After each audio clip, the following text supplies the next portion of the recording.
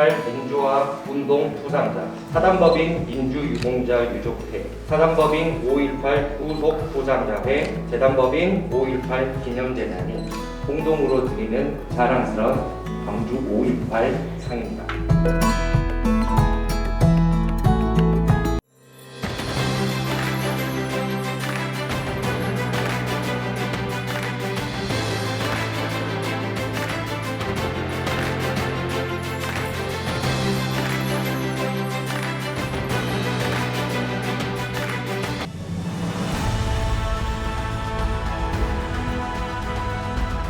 국회에서 일하는 민형대입니다. 저는 광주 광산구 을일 지역구로 하고 있습니다. 모두 5건 법안이 통과가 됐습니다. 제가 5.18 관련 법안 9건을 발의를 했는데요. 5.18 민주유공자 예우에 관한 법률, 우리가 예우법이라고 하죠. 이거 한 건 하고 5.18 민주화운동 관련자 보상 등에 관한 법률, 이거 보통 보상법이라고 합니다. 이거 4건 해서 5건 법률이 국회 본회의를 통과했습니다. 5.18 민주유공자 예우법은요, 기존의 5.18 관련 단체 사단법인이 크게 3개 있었죠. 5.18 민주화운동 부상자회, 5.18 구속부상자회, 그리고 5.18 민주유공자 유족회, 이 회원들이 공법단체 회원 자격을 가진 것으로 보는 내용, 이걸 담았습니다. 그래서 이제 공법단체가 출범을 하게 됐죠. 그 다음에 이 생계가 어려운 분들에게 생계지원금을 지급해야 된다라는 내용을 함께 담고 있습니다. 두 번째로 5.18 관련자 보상법 4건인데요. 이거는요, 기존에 사망했거나 행방불명됐거나 상이자로 한정되었던 5.18 민주화운동 관련자의 확대, 즉 5.18 민주화운동 관련자의 범위를 확대하는 내용을 담고 있습니다. 이 개정안이 통과되면서 성폭력 피해자나 수배자, 연행자, 구금자 같은 관련자들의 범위가 확대되었고, 특히 신체적, 정신적 회복을 위한 상담치료 프로그램이 운영할 수 있게 됐습니다. 그리고 형사보상 청구 기간이 지났더라도 법 시행 이후에 1년 이내에 청구를 할 수 있도록 특례 규정도 만들었습니다. 작년 12월 9일에 시행되었기 때문에 앞으로 올해 12월 9일까지 청구가 가능하게 되었습니다. 특히 이제 5.18 기념사업을 진행해 가려면 기념재단에 대한 정부 지원이 중요할 텐데요. 이 법에는 5.18 기념재단 정부 지원 근거도 함께 담았다는 말씀을 드립니다.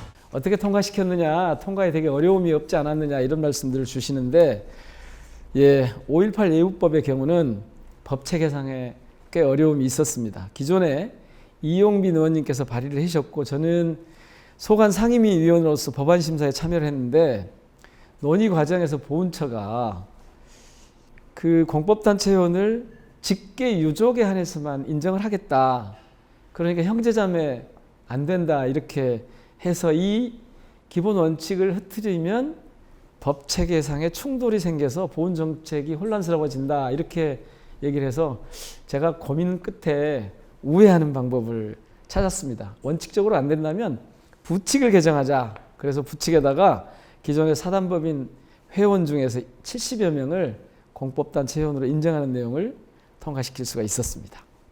그 다음에 5.18 보상법의 경우에는 행안위 심사 과정에서 순서에서 밀리지 않도록 하는 게 되게 중요했습니다. 왜냐하면 법안이 아주 많이 발의가 되기 때문에 이게 밀려버리면 아주 늦어질 수 있거든요. 다행히 우리 이형석 의원님이 되게 아주 긴밀하게 협조를 해주셨어요. 행안위 위원이시잖아요. 그래서 발의는 제가 했지만 이 5.18 보상법을 이 상임위에서 통과시키는 과정은 이형석 의원님이 아주 많이 도와주셨습니다. 물론 다른 의원님들, 그러니까 저는 이것을 광주 지역의 지역구를 두고 있는 우리 민주당 의원님들의 조직적 유능함이다, 이렇게 표현을 합니다. 모두가 힘을 함께 모으니까 이걸 쉽게 풀어갈 수 있다, 그런 뜻이 될 겁니다. 특히 야당 의원들 설득하는데 이 상임위에서 예를 많이 써주셨습니다. 이형석 의원님 고맙습니다. 그 다음에 2020년 12월 5.18 관련 3법이 통과가 됐잖아요.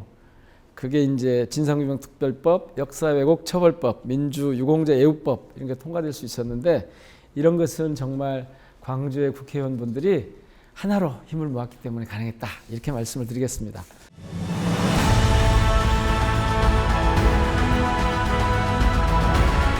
제가 5.18 민주화운동과 관련한 법안을 모두 9개를 발의를 했습니다. 9개를 발의를 했는데 이 중에 5건은 통과가 됐고 4건이 지금 법안이 상임위에 계류 중입니다.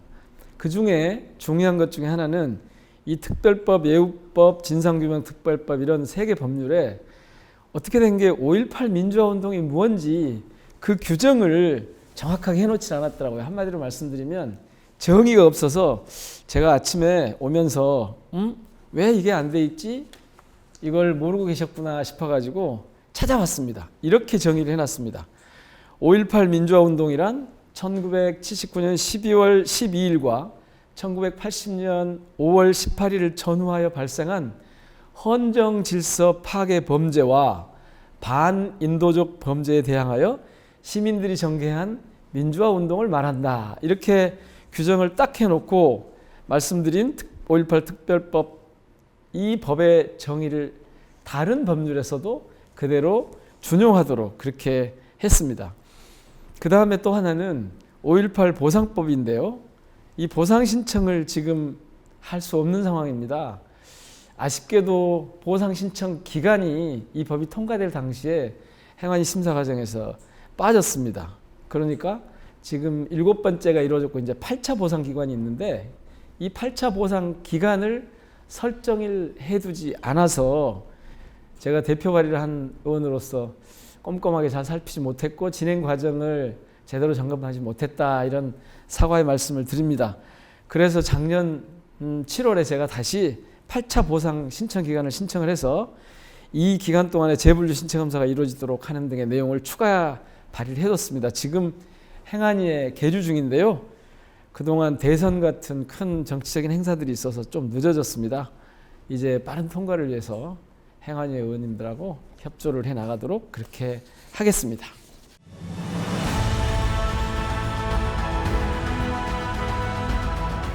(21대) 국회에 들어서 5.18 관련한 법률이 많이 국회에서 제정 개정이 됐습니다. 완전하진 않지만 다행스럽게 생각을 합니다. 저는 광주 시민들과 5.18 관련 유족단체 그리고 광주의 공직자분들 무엇보다도 국회의원분들이 하나가 돼서 조직적 유능함을 보였기 때문에 가능했다 이렇게 생각을 합니다. 앞으로도 이런 흐름을 계속 이어가는 게 중요하겠습니다. 5.18 보상법의 경우에 지금 신청 기간이 제대로 반영이 안 돼서 어려움이 있는데요. 이거는 앞서 말씀드린 대로 꼼꼼하게 살피지 못해서 심사 과정에서 빠지게 됐는데 이거는 사과 말씀 드리면서 꼭 다시 챙기겠습니다. 최선을 다하겠습니다. 빨리 통과되라고 하겠습니다. 라는 말씀을 올립니다. 두 번째로는 여전히 지금 특별법이 법안이 통과가 돼서 제정이 돼서 시행이 되고 있지만 진상규명, 진실규명과 책임자 처벌 문제가 아직 과제로 남아 있습니다. 이 부분을 잘 풀어나가기 위해서 더욱 우리가 힘을 모아야겠습니다. 전두환은 내란의 우두머리였고 광주 학살의 주범이었는데 결국 그렇게 가버려서 진실을 내놓지 않고 가버려서 진실이 온전하게 규명되는데 어려움이 있습니다. 책임도 지지 않고 진실 규명도 도움을 주지 않은 채 사망해버렸는데요. 끝까지 진실을 추적하는데 그리고 처벌을 해야 될 사람들을 찾아내서 정의를 역사적 정의를 바로 세우는데 함께 노력을 하는 게 좋습니다. 마지막 말씀드립니다. 우리는 모두 5월에 후회드립니다. 5월 영령들에게 부끄럽지 않아야 합니다. 민주인권 평화도시 광주를 잘 갖고 가야 합니다. 그래서 5.18 정신을 잘 계승해 가야 할 책무가 우리에게 있습니다. 모든 광주 시민과 5.18 단체 회원 여러분 그리고 정치하는 저희들이 함께 힘을 모아서 5월을 잘 이어갈 수 있도록 노력하기를 기대합니다. 저도 여러분들과 함께 하겠습니다. 더 노력하겠습니다. 고맙습니다. 회의원 민영배 5.18 관련된 범위 확대와 5.18 유공자 명예회복, 권익 향상을 이끌었습니다. 5.18 민족 유공자 회원 모두가 감사의 마음을 담아 입회를 드립니다.